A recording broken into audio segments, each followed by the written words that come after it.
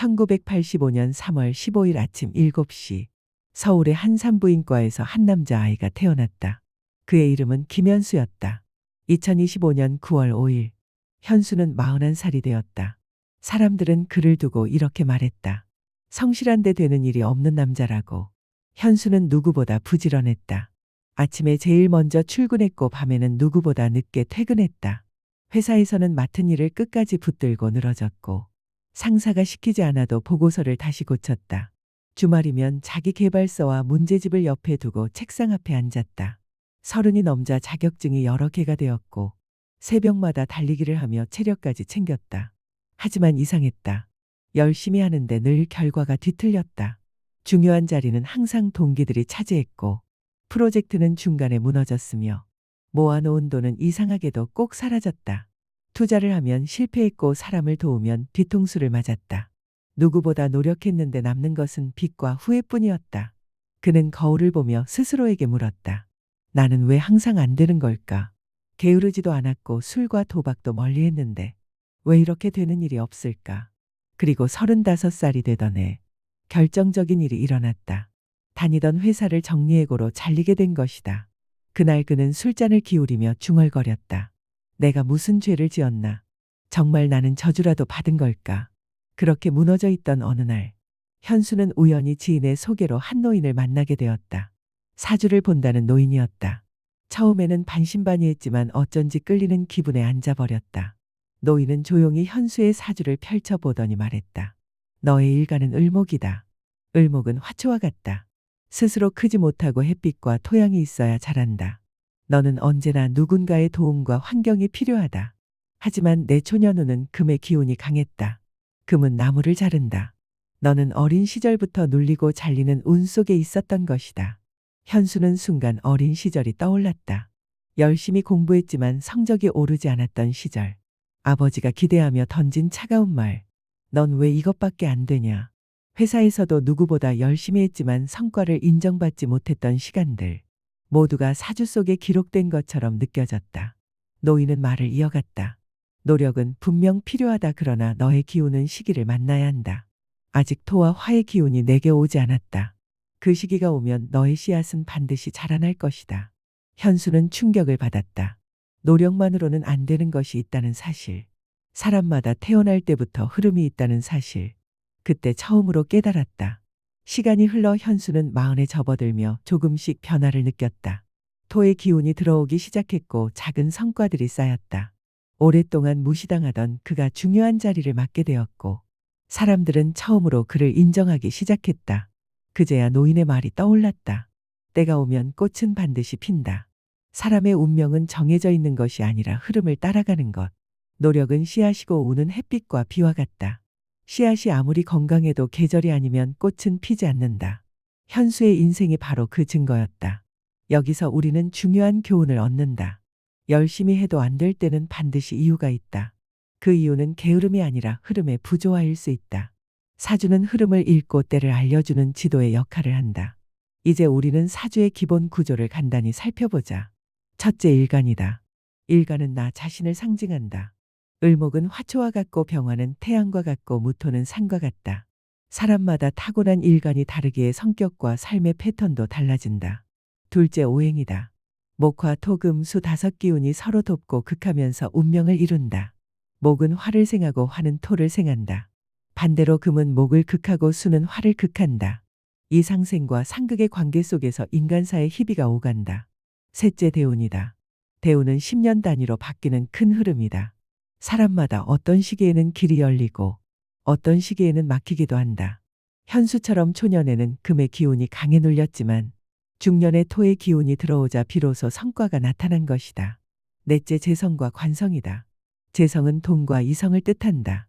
재성이 지나치게 강하면 물질과 욕망에 휘둘릴 수 있다. 관성은 직장과 명예와 사회적 지위를 의미한다. 관성이 강하면 책임감이 커지지만 억압으로 작용하기도 한다. 사주는 단순한 미신이 아니다. 태어난 순간의 기운과 흐름을 읽어내어 삶의 방향과 시기를 알려주는 운명의 지도다. 현수의 이야기는 우리에게 묻는다. 왜 나는 열심히 해도 안 될까? 그 답은 게으름 때문이 아니라 아직 꽃이 피지 않은 계절일 수 있다는 것이다. 진정한 복수는 결국 내가 행복해지는 것이다. 남과 비교하며 괴로워하는 대신 내 흐름을 알고 내 시기를 기다릴 때 비로소 진짜 행복은 찾아온다. 2025년 9월 5일 서울 외곽의 한 아파트 단지 복도는 또다시 고성과 울음소리로 가득했다. 이웃들은 이제 익숙해진 듯 하지만 여전히 불편한 기색을 감추지 못했다. 밤마다 반복되는 싸움의 주인공은 38살 남편 박준호와 36살 아내 민정이었다. 겉으로 보기엔 평범한 가정이었다. 두 아이를 키우며 갓 아파트를 장만한 젊은 부부. 주말이면 함께 외출을 하고 가족 사진도 찍으며 행복해 보였다. 하지만 그 안에는 깊은 균열이 숨어 있었다. 민정은 결혼 초부터 이상함을 느꼈다. 남편 준호는 길을 걸을 때마다 치마를 입은 여자를 보면 눈빛이 달라졌다. 회사 회식에서도 치마를 입은 여직원이 있으면 옆자리를 차지했고 대화 내내 시선을 떼지 못했다. 민정은 처음에는 남자라면 그럴 수 있겠지 하고 대수롭지 않게 넘겼다. 그러나 시간이 흐르면서 그것은 단순한 습관이 아니었다. 결혼 4년 차 어느 날 민정은 무심코 남편의 휴대폰을 열었다. 그 안에는 낯선 여자와 나눈 수십 통의 메시지가 들어 있었다. 짧은 문장 속에도 다정한 말투와 은밀한 약속이 가득했고 민정의 심장은 철렁 내려앉았다. 눈앞이 아득해지고 손이 떨렸지만 그녀는 끝까지 참고 준호를 추궁했다. 그러나 준호는 대수롭지 않게 아는 동생일 뿐이라고 잡아떼었다. 그 후로 준호는 더 늦게 들어오기 시작했다.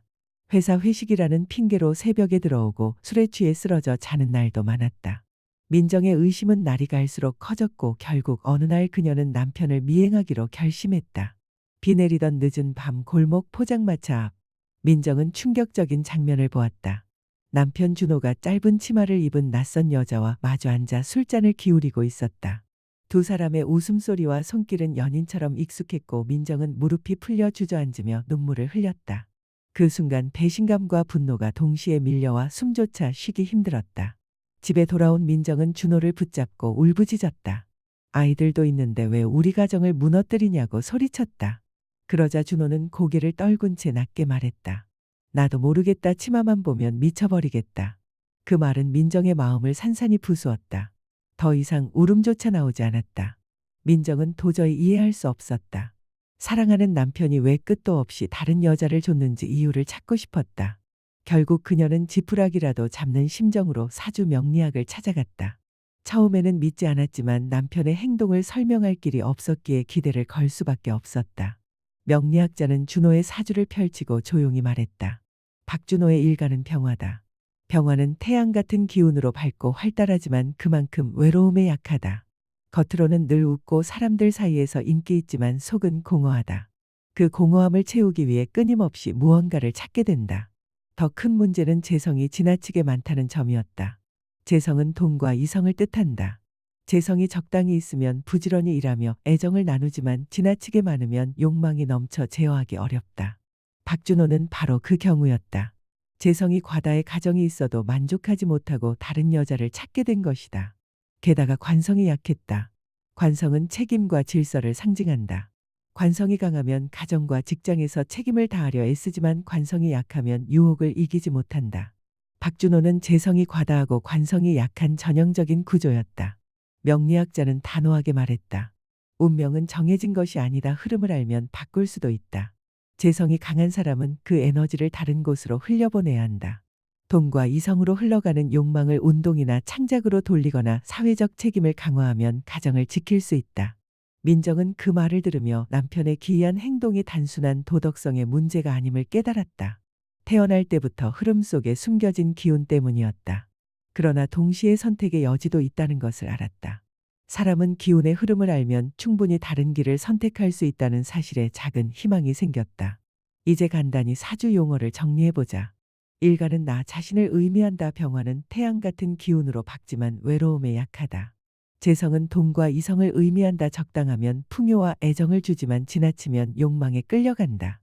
관성은 책임과 질서를 의미한다. 강하면 책임감을 주지만 약하면 유혹을 이기지 못한다. 사주는 단순한 미신이 아니다. 태어난 순간의 기운을 읽어 삶의 방향을 알려주는 지도다. 치마만 보면 환장하는 남편 박준호의 이야기는 우리에게 묻는다. 왜 어떤 사람은 시도 때도 없이 바람을 피우는가? 그리고 동시에 대답한다. 운명의 흐름을 알면 욕망을 다스릴 수도 있다는 것을. 혹시 여러분도 내 인생은 왜 이렇게 꼬일까 하고 고민해 본 적이 있다면 지금 바로 천을 끼인 앱을 다운받아 보자. 자신의 생년월일과 태어난 시간을 입력하면 나의 사주 구조와 흐름을 손쉽게 확인할 수 있다. 내 안에 숨어 있는 기운을 알고 나를 이해하는 것, 그것이 진짜 변화를 만드는 첫걸음이다. 2025년 9월 어느 날 서울 외곽의 한 아파트. 밤마다 들려오는 고성과 울음소리의 이웃들은 한숨을 내쉬었다. 그 집에서는 늘 고부 갈등이 끊이지 않았고 남편은 중간에서 갈팡질팡할 뿐이었다. 주인공은 39살 남편 이성훈과 36살 아내 지연이었다. 겉으로 보기에 그들은 평범한 맞벌이 부부였다. 두 아이를 키우며 아파트를 마련했고 주말이면 가족 나들이를 다니며 웃는 얼굴을 보여주었다. 하지만 집안에는 웃음 대신 날카로운 긴장감이 늘 흐르고 있었다. 지연은 결혼 첫날부터 시어머니의 간섭을 느꼈다. 신혼집의 가구 배치부터 요리하는 방식까지 모든 일에 시어머니의 지적이 이어졌다. 지연은 처음에는 참아보려 했다. 하지만 시간이 갈수록 시어머니의 간섭은 더 심해졌다. 아이를 키우는 문제까지 개입하며 아내의 의견은 무시되고 늘 어머니의 목소리만이 크게 울려 퍼졌다. 지연은 힘들다며 남편에게 속마음을 털어놓았다. 당신이 나를 이해해주지 않으면 나는 버틸 수가 없다고 울며 호소했다. 그러나 남편 성우는 늘 같은 대답만 반복했다. 엄마가 다 너를 위해 그러는 거야. 그냥 이해해. 아내의 상처는 점점 깊어졌고 분노는 쌓여갔다. 시어머니와의 갈등은 날로 커졌지만 남편은 끝내 아내의 손을 잡아주지 않았다. 어느 날 지연은 결국 폭발하며 남편에게 울부짖었다. 대체 당신은 누구 편이야? 나는 당신 아내야. 그런데 왜 항상 시어머니 편만 드는 거야? 성우는 고개를 숙이고 침묵하다가 입을 열었다. 엄마는 평생 나를 키워주셨잖아. 나는 엄마 말에 거역할 수 없어. 그 말은 지연의 마음을 산산이 부수었다. 결혼 생활 내내 참고 견디며 버텨왔지만 남편이 끝내 자신을 외면한다는 사실이 그녀를 절망으로 몰아넣었다. 밤마다 이어지는 고부 갈등 속에서 지연은 외롭고 지쳐갔다. 왜 남편은 늘 아내보다 어머니 편에 서는 걸까? 아무리 생각해도 이해할 수 없었던 지연은 결국 사주 명리학을 찾아갔다. 명리학자는 남편의 사주를 펼쳐보며 조용히 설명을 시작했다. 성훈의 일가는 무토였다. 무토는 큰 산과 같은 기운이다. 겉으로는 든든해 보이지만 내부의 균형이 무너지면 쉽게 무너질 수 있다. 성훈의 사주에는 인성이 지나치게 많았다. 인성은 부모와 가족을 의미한다. 인성이 강하면 부모의 말과 전통에 집착하고 스스로 결정하기 어려워진다. 성훈은 어려서부터 어머니의 말에 의존하며 자란 구조였던 것이다. 게다가 그의 사주에는 관성이 약했다. 관성은 책임과 질서를 의미한다. 관성이 강하면 스스로 주체적으로 판단하고 가정을 이끌지만 관성이 약하면 자기 결정을 내리지 못한다. 성훈은 인성이 과다하고 관성이 약한 전형적인 마마보이 구조였다. 따라서 그는 본능적으로 아내보다 어머니의 말을 우선시할 수밖에 없었다. 명리학자는 그러나 운명은 정해진 것이 아니라고 말했다. 흐름을 알고 균형을 맞춘다면 다른 길을 선택할 수 있다고 강조했다. 인성이 강한 사람은 그 에너지를 지식이나 연구로 돌려야 한다. 관성이 약하면 사회적 책임을 맡아 훈련을 통해 보완할 수 있다. 이런 방법을 찾으면 아내와 가정을 지킬 수도 있다. 지연은 설명을 들으며 남편이 단순히 의지가 약한 사람이 아니라는 사실을 깨달았다. 타고난 기운의 불균형이 그의 행동을 만들었지만 동시에 그것을 바로잡을 방법도 존재했다. 그녀는 남편이 언젠가는 선택을 바꿀 수 있으리라는 작은 희망을 품게 되었다. 이제 사주 용어를 간단히 정리해보자. 일가는 나 자신을 의미한다. 무토는 큰 산과 같은 기운으로 든든하지만 고집으로 변하기도 한다. 인성은 부모와 지식을 의미한다. 많으면 부모에 대한 의존이 커지고 스스로 판단하기 어렵다. 관성은 책임과 질서를 의미한다. 강하면 주체적으로 가정을 이끌지만 약하면 쉽게 끌려다닌다. 사주는 단순한 미신이 아니다. 태어난 순간의 기운을 읽어 삶의 방향을 알려주는 지도다. 남편은 아내 편일까 시어머니 편일까? 이 질문에 대한 답은 이미 사주 속에 있었다. 인성이 과다하고 관성이 약하면 그는 어머니의 편에 서게 된다. 그러나 흐름을 알고 선택을 바꾼다면 그는 아내의 손을 잡을 수도 있다. 혹시 여러분도 내 남편은 왜 항상 시어머니 편일까 하고 고민해 본 적이 있다면 지금 바로 천을 기인 앱을 다운받아 보자. 자신의 생년월일과 태어난 시간을 입력하면 나의 사주 구조와 흐름을 손쉽게 확인할 수 있다. 내 안에 숨어있는 기운을 알고 나를 이해하는 것, 그것이 진짜 변화를 만드는 첫걸음이다. 오늘 이야기가 마음에 와닿았다면 좋아요와 구독을 눌러주시고 댓글에 본인의 생년월일과 태어난 시간을 남겨주면 내가 직접 사주 해석을 해드리겠다. 앞으로도 계속될 흥미로운 사주 이야기 함께해 주길 바란다. 말만 하면 싸우는 부부의 이야기를 전해드립니다. 이 이야기는 많은 분들이 내 이야기라고 느끼실 수 있는 현실에서 출발합니다. 겉으로는 평온한 가정이지만 말 한마디가 불씨가 되어 순식간에 전쟁으로 번지는 부부가 있습니다. 오늘 우리는 그 갈등의 뿌리를 끝까지 따라가고 마지막에는 사주 명리학의 시선으로 길을 찾아보려 합니다. 아내의 이름은 수연입니다. 남편의 이름은 도연입니다. 두 사람은 결혼 초반 서로를 배려한다고 믿었습니다. 하지만 시간이 흐르자 일상의 대화가 점점 짧아지고 목소리는 점점 높아졌습니다. 어느 날은 저녁 메뉴를 고르는 일에서 싸움이 시작되었습니다. 아내는 집에 있는 재료로 간단히 끓여 먹자고 말했습니다. 남편은 하루 종일 힘들었으니 밖에서 먹자고 말했습니다. 그 말이 끝나기도 전에 아내는 자신이 노력한 하루가 무시당한다고 느꼈고 남편은 자신의 피로가 이해받지 못한다고 느꼈습니다. 그렇게 서로의 말이 끝나기도 전에 다음 말이 겹치고 표정이 굳어지며 저녁은 싸움으로 바뀌었습니다. 다음 날은 아이를 재우는 문제로 다퉜습니다. 아내는 오늘만큼은 일찍 재우자고 했고 남편은 주말이니 조금 늦어도 괜찮다고 말했습니다. 아내는 규칙이 깨지면 내일이 더 힘들어진다고 설명했습니다. 남편은 당신은 늘 내 말은 듣지 않는다고 말했습니다. 결국 아이는 울음을 터뜨렸고 두 사람의 마음은 더 멀어졌습니다. 이 싸움의 끝에서 아내는 외로움을 느꼈고 남편은 억울함을 느꼈습니다. 둘 다 이기고 싶은 마음은 없었습니다. 다만 각자의 진심이 닿지 않는다는 절망만이 남았습니다. 갈등은 회사 이야기로도 번졌습니다. 아내가 직장에서 받은 스트레스를 털어놓으면 남편은 해결책을 빠르게 제시했습니다. 아내는 위로를 원했지만 남편은 방법을 말했습니다. 아내는 나를 이해해달라고 했고 남편은 그 정도면 괜찮다고 말했습니다. 그 말이 끝나자마자 아내의 마음은 문을 닫았고 남편의 마음에는 답답함이 쌓였습니다. 이틀 후에는 남편의 업무 실수를 두고 말이 엇갈렸습니다. 아내는 조심스럽게 다음에는 이렇게 해보자고 말했습니다. 남편은 잔소리로 들었습니다. 그 순간 남편의 목소리가 올라갔고 아내의 눈빛이 차갑게 식었습니다. 대화는 끝났고 침묵이 시작되었습니다. 수개월 동안 작은 말싸움이 큰 싸움으로 자라났습니다.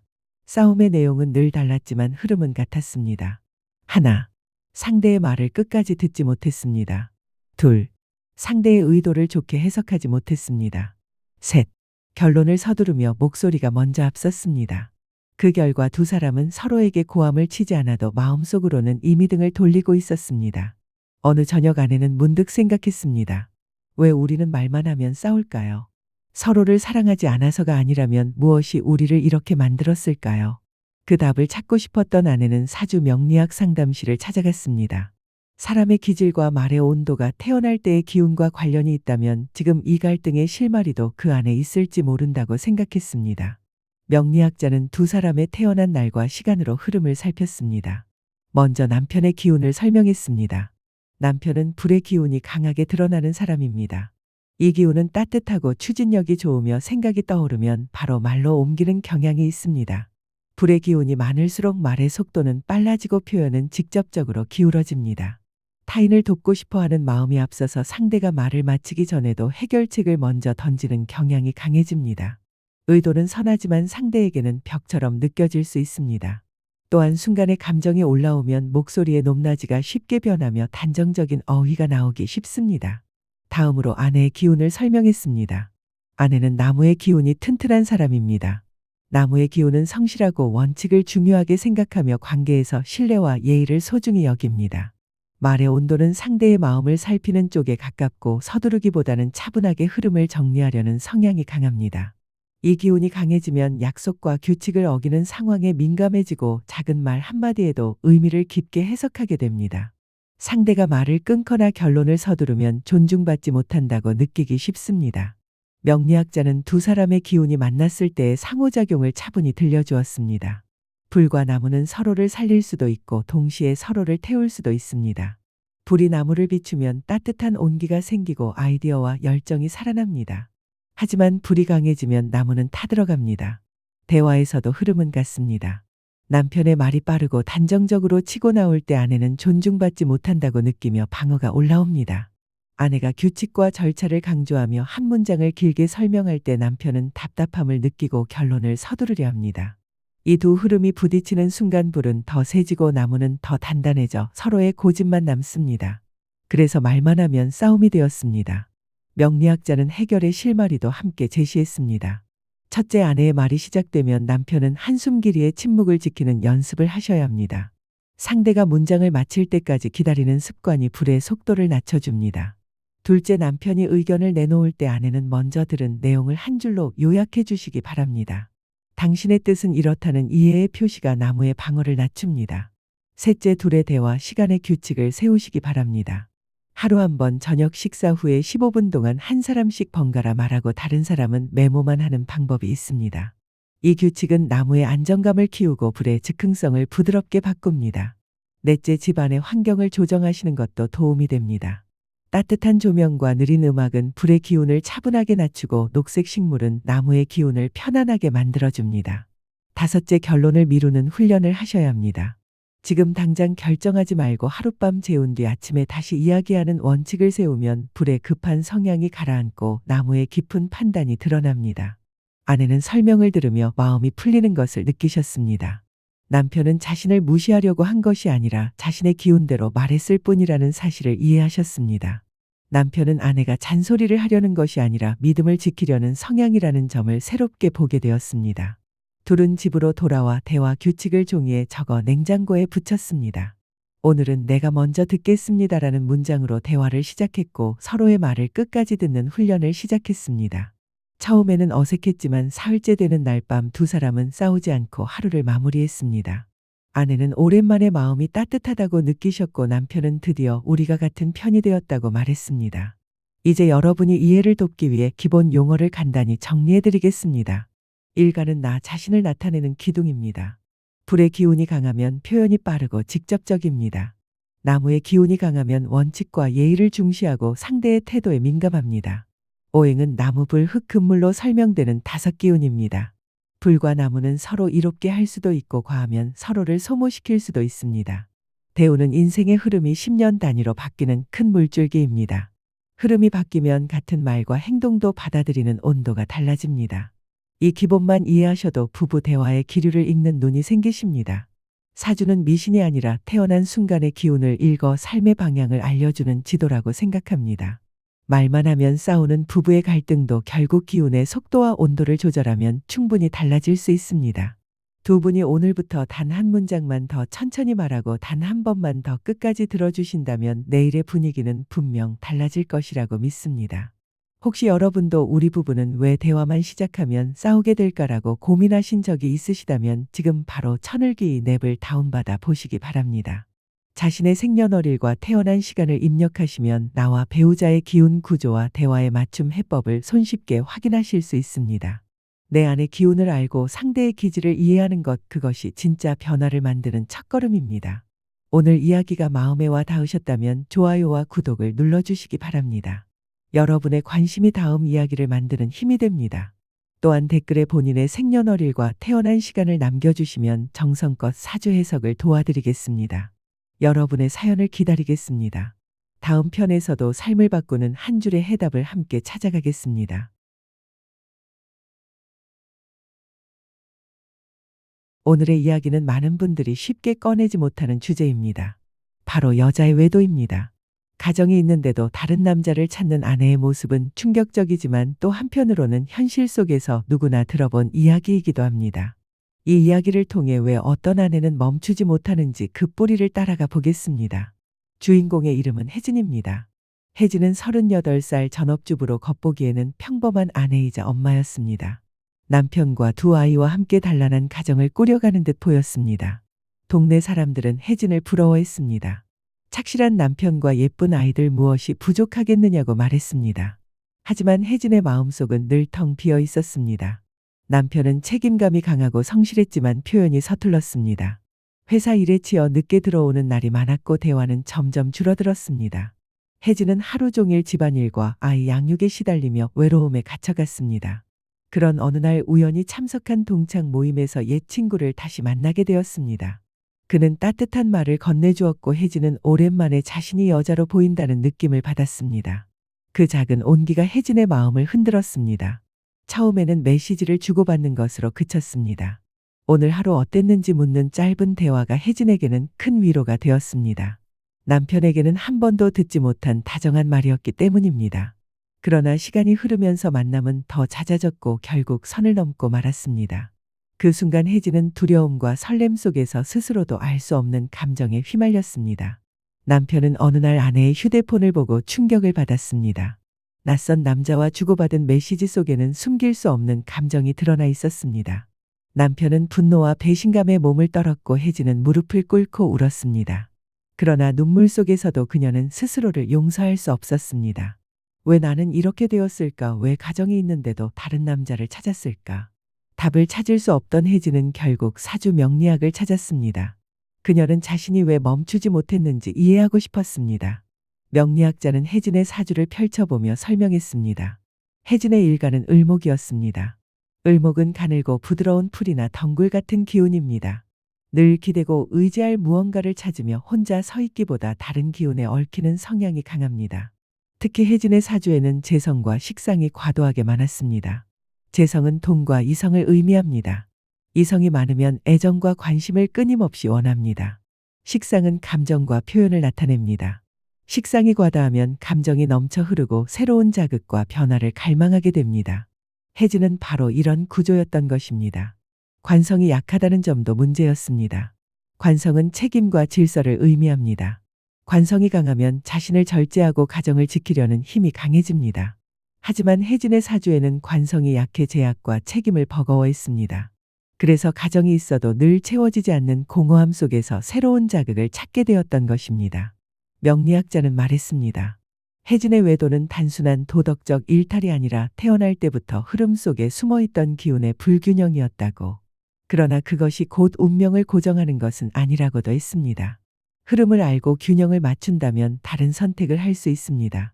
식상과 재성이 강한 사람은 감정과 에너지를 올바른 방향으로 돌려야 합니다. 예술 활동이나 봉사 활동을 통해 외부로 향하는 기운을 긍정적으로 쓰면 관계의 균열을 내지 않고도 공허함을 채울 수 있습니다. 또한 관성을 강화하는 역할을 맡아 책임을 키우면 스스로를 제어할 수 있습니다. 혜진은 그 말을 들으며 눈물을 흘렸습니다. 자신이 왜 그토록 흔들렸는지 처음으로 이해할 수 있었습니다. 남편에게 말로 다 설명할 수는 없었지만 적어도 이제는 이유를 알았고 바꾸고자 하는 마음이 생겼습니다. 이제 간단히 사주 용어를 정리해 보겠습니다. 일간은 나 자신을 상징합니다. 을목은 풀이나 덩굴처럼 의지할 곳을 찾는 기운입니다. 재성은 돈과 이성을 의미합니다. 많으면 인정과 사랑을 끊임없이 원합니다. 식상은 감정과 표현을 의미합니다. 과하면 새로운 자극을 갈망하게 됩니다. 관성은 책임과 질서를 의미합니다. 강하면 가정을 지키려 하고 약하면 제약을 힘겨워합니다. 사주는 미신이 아닙니다. 태어난 순간의 기운을 읽어 삶의 방향을 알려주는 지도입니다. 여자의 외도는 단순히 사랑이 식어서가 아니라 기운의 불균형에서 비롯되기도 합니다. 그러나 흐름을 알고 균형을 찾는다면 다른 선택을 할 수 있습니다. 혹시 여러분도 내 인생은 왜 이렇게 흔들릴까 하고 고민해 본 적이 있으시다면 지금 바로 천을기인 앱을 다운받아 보시기 바랍니다. 자신의 생년월일과 태어난 시간을 입력하면 나의 사주 구조와 흐름을 손쉽게 확인할 수 있습니다. 내 안에 숨어있는 기운을 알고 나를 이해하는 것, 그것이 진짜 변화를 만드는 첫걸음입니다. 오늘 이야기가 마음에 와 닿으셨다면 좋아요와 구독을 눌러주시기 바랍니다. 여러분의 관심이 다음 이야기를 만드는 힘이 됩니다. 또한 댓글에 본인의 생년월일과 태어난 시간을 남겨주시면 정성껏 사주 해석을 도와드리겠습니다. 앞으로도 계속될 사주 이야기에서 삶을 바꾸는 한 줄의 해답을 함께 찾아가시기 바랍니다.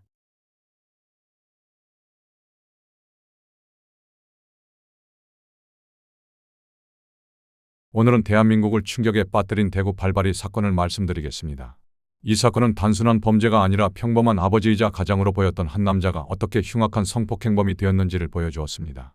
겉으로 보기에는 아이들과 함께 웃고 평범하게 살아가는 가장이었지만 밤이 되면 전혀 다른 얼굴로 변해 수많은 여성들에게 지울 수 없는 상처를 남겼습니다. 사건은 2025년 여름 대구에서 시작되었습니다. 범인은 주로 여성 혼자 사는 집을 노렸습니다. 가스 배관을 타고 올라가 베란다로 침입했고 빨랫줄이 보이는 집이면 그 안에 여성이 있다고 확신하며 범행을 저질렀습니다. 그 수법은 치밀했고 피해자는 순식간에 늘어났습니다. 20명이 넘는 여성이 피해자가 되었고 대구 시민들은 매일 공포 속에서 살아야 했습니다. 밤마다 대구의 여성들은 창문을 걸어 잠그고 숨죽여 지냈습니다. 집에 혼자 있던 여성들은 작은 발자국 소리에도 깜짝 놀라며 두려움에 떨었습니다. 경찰은 순찰을 강화했지만 범인은 발자취를 남기지 않고 사라졌습니다. 언론은 이 사건을 대대적으로 보도했고 전국적인 공분이 일었습니다.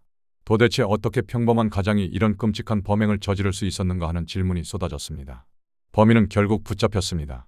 놀라운 점은 그가 평범한 아버지라는 사실이었습니다. 가족과 함께 있을 때는 다정한 남편이었고 아이들에게는 친절한 아빠였습니다. 그러나 어둠 속에서는 전혀 다른 모습으로 변했습니다. 체포 순간에도 그는 담담했고 자신의 잘못을 깊이 자각하지 못하는 듯 보였습니다. 이중적인 삶은 국민들에게 더 큰 충격을 주었습니다. 이제 우리는 사주 명리학의 시선으로 이 흐름을 살펴보겠습니다. 사주가 범죄를 정당화하는 것은 결코 아닙니다. 그러나 어떤 사람에게 위험 신호가 숨어 있는지를 이해하고 예방의 눈을 키우는 데 도움을 줄 수 있습니다. 범인의 사주를 가정해 본다면 첫째, 식상이 과도했을 가능성이 큽니다. 식상은 감정과 욕망 그리고 표현을 의미합니다.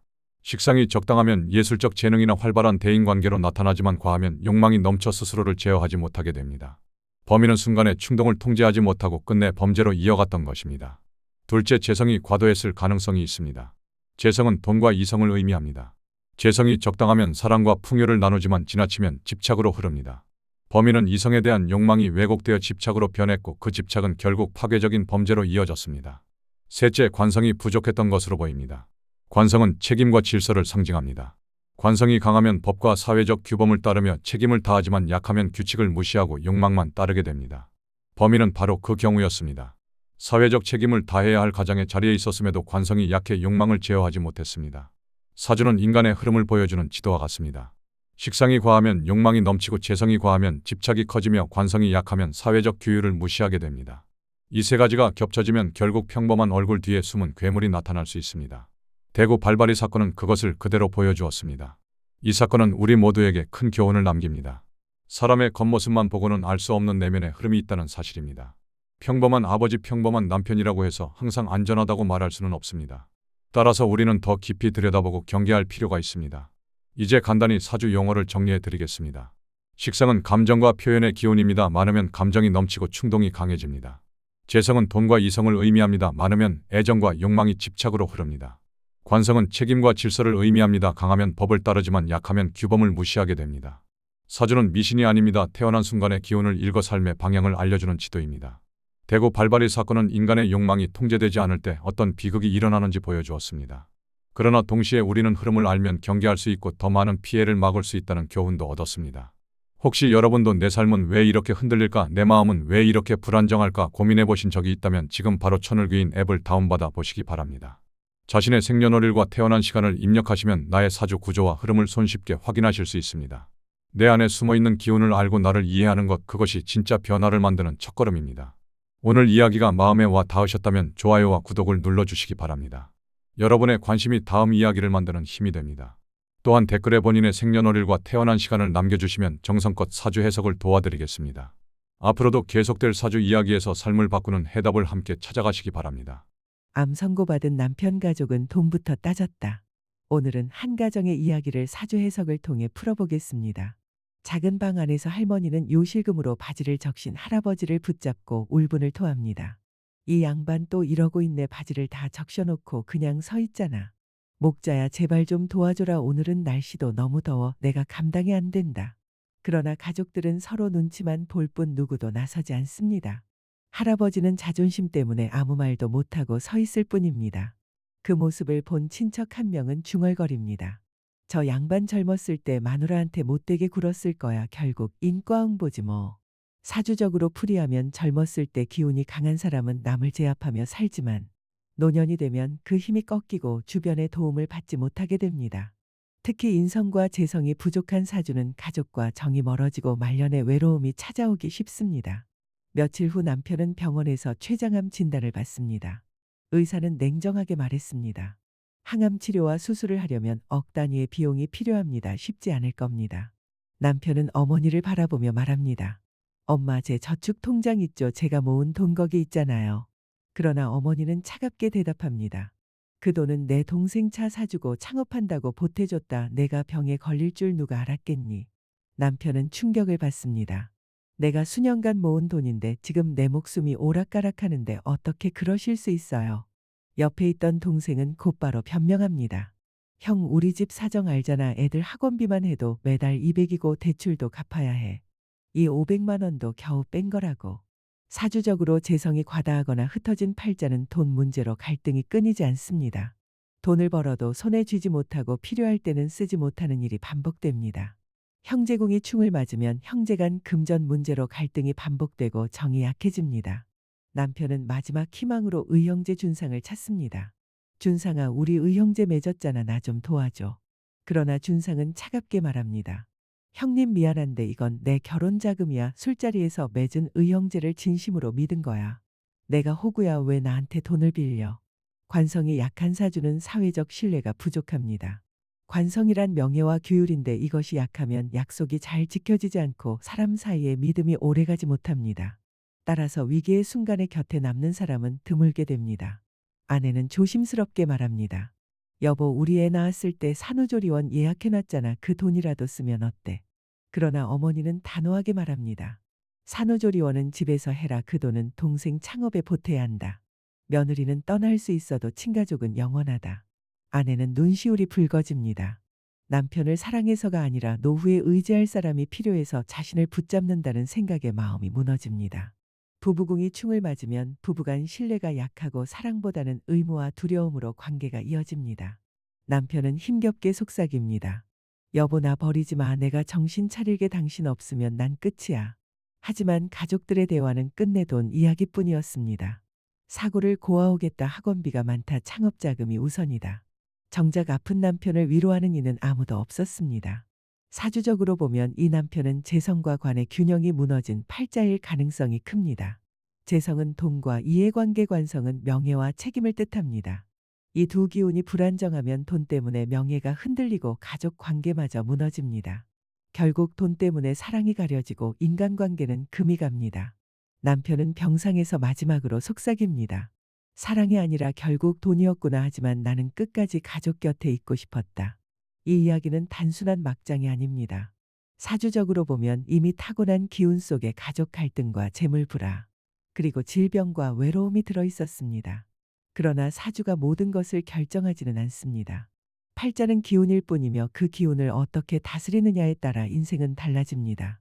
만약 이 남편이 젊었을 때부터 가족과 정을 쌓고 돈의 흐름을 바르게 관리했다면 재성의 불안정함을 보완할 수 있었을 것입니다.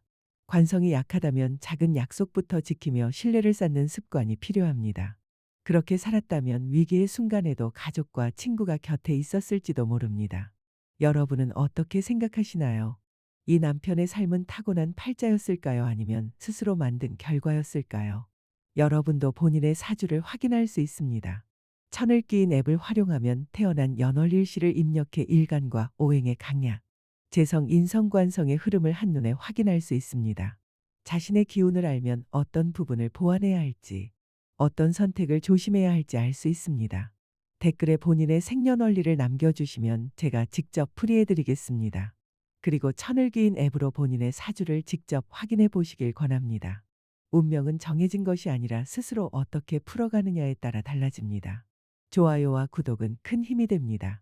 자식이 부모를 죽였다. 박한상 사건 사주로 본 운명의 그림자. 오늘은 한국 사회를 충격에 빠뜨린 박한상 사건을 사주 해석을 통해 풀어보겠습니다. 1999년 서울대 의대본과 4학년이던 박한상은 부모님을 살해했습니다. 사건은 너무나 충격적이었고 사회 전체에 큰 파장을 불러일으켰습니다. 겉으로는 모범생이자 엘리트 코스를 밟던 아들이 왜 부모에게 칼을 들었을까? 이 질문은 지금도 많은 사람들의 뇌리에 남아 있습니다. 당시 알려진 사건의 배경에는 가정 내 갈등과 금전 문제 그리고 아버지와의 불화가 있었습니다. 부모의 기대와 압박 속에서 누적된 분노와 억눌린 감정이 결국 비극으로 터져나온 것입니다. 사건을 단순한 폐륜 범죄로만 볼 수도 있지만 사주적 흐름으로 보면 또 다른 시각이 열립니다. 사주에서 부모궁은 인성과 관성으로 나타나고 자식궁은 식상과 재성으로 나타납니다. 이 둘이 균형을 이루지 못하면 부모와 자식이 서로 기대기보다 대립하게 됩니다. 특히 관성이 지나치게 강하면 부모의 권위가 자식을 억누르게 되고 재성이 불안정하면 금전 문제로 부모와 갈등이 잦아집니다. 이 구조가 깊어지면 결국 관계는 사랑이 아니라 대립과 원망으로 흘러갑니다. 박한상 사건은 바로 이러한 부모궁과 자식궁의 충돌이 극단적으로 드러난 사례라 할 수 있습니다. 부모와 자식은 피를 나눈 관계지만 사주 속 기운이 충을 이루면 서로가 가장 깊은 상처를 주고받는 관계로 바뀔 수 있습니다. 부모의 지나친 기대와 간섭, 자식의 억눌린 감정과 금전적 갈등이 사주 속 충의 기운과 맞물리면서 사건은 걷잡을 수 없는 비극으로 이어졌습니다. 사주적으로 재성이 과하거나 파손된 명식은 돈 때문에 불화가 끊이지 않습니다. 재성이란 재물과 동시에 인간관계에서의 이해관계를 뜻합니다. 이것이 파손되면 돈을 벌어도 모이지 않고 필요할 때는 흩어집니다. 또한 관성이 강하면 규율과 권위가 지나쳐서 관계가 억압적으로 변합니다. 관성이 약하면 반대로 부모의 말을 무시하거나 권위를 거부하는 태도로 흐릅니다. 이 사건은 그 두 가지 문제가 한 가정 안에서 충돌한 사례라 할 수 있습니다. 사주가 모든 것을 결정하는 것은 아닙니다.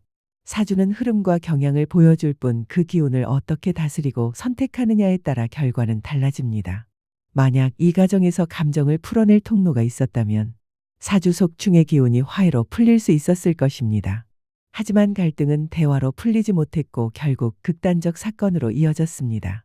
여기서 우리가 배워야 할 점은 사주를 통해 미리 경고를 읽어내는 것입니다.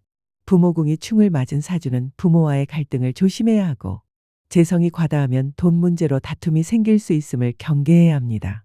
관성이 강하면 부모나 윗사람의 압박이 심해지고 관성이 약하면 사회적 신뢰를 잃을 수 있습니다. 이런 사주를 가진 사람은 갈등을 미리 인식하고 조율하는 지혜를 길러야 합니다. 박한상 사건은 단순한 뉴스가 아니라 인간관계, 특히 부모와 자식의 갈등이 어떻게 극단으로 치달을 수 있는지를 보여주는 비극이었습니다. 그러나 동시에 사주적 해석을 통해 우리에게 교훈을 남깁니다. 사주를 알면 자신의 약점을 미리 보고 대비할 수 있고 가족과의 관계를 조율하는 방법을 찾을 수 있습니다. 여러분도 본인의 사주를 직접 확인할 수 있습니다. 천을 끼인 앱을 활용하면 태어난 연월일시를 입력해 일간과 오행의 강약, 재성, 인성관성의 흐름을 한눈에 볼 수 있습니다. 이런 기운의 구조를 이해하면 부모와의 관계, 자식과의 관계 속에서 갈등의 씨앗을 미리 보고 대비할 수 있습니다. 댓글에 본인의 생년월일을 남겨주시면 제가 직접 사주 풀이를 해드립니다. 그리고 천을 기인 앱으로 본인의 사주를 직접 확인해 보시길 권합니다. 운명은 정해진 것이 아니라 스스로 어떻게 풀어가느냐에 따라 달라집니다. 좋아요와 구독은 큰 힘이 됩니다.